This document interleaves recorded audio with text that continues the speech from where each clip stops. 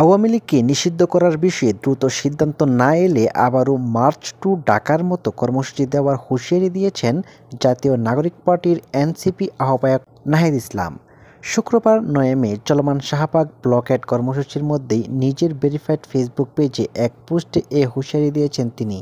অন্তর্বর্তী সরকারের সাবেক এই উপদেষ্টা ফেসবুক পোস্টে বলেন, শাহবাগের অবস্থান চলমান থাকবে।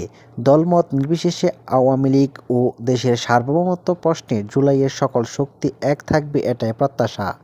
ঢাকা শহরের বিভিন্ন স্থানে ব্লকেড চালু হয়েছে। দ্রুত সময়ের মধ্যে সিদ্ধান্ত না এলে সমগ্র বাংলাদেশ আবারও ঢাকা শহরে মার্চ করবে। নাহিদ ইসলাম বলেন, দেশের সার্বভৌমত্ব বিরোধী, স্বাধীনতা বিরোধী, জুলাই বিরোধী, গণতন্ত্র বিরোধী, ইসলাম বিরোধী, নারী বিরোধী, মানবতা বিরোধী, ফ্যাসিস্ট, সন্ত্রাসী, মুজিববাদী সংগঠন আওয়ামী লীগ নিষিদ্ধকরণে বাংলাদেশপন্থী সকল শক্তি ঐক্যবদ্ধ হই।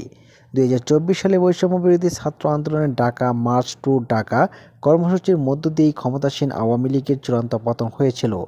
৮ মে রাত থেকে জাতীয় নাগরিক পার্টির এনসিপি নেতাকর্মীরা আওয়ামী লীগ নিষিদ্ধের দাবিতে অন্তর্বর্তী সরকারের প্রধান উপদেষ্টার বাসভবন যমুনার সামনে বিক্ষোভ কর্মসূচি শুরু করেন।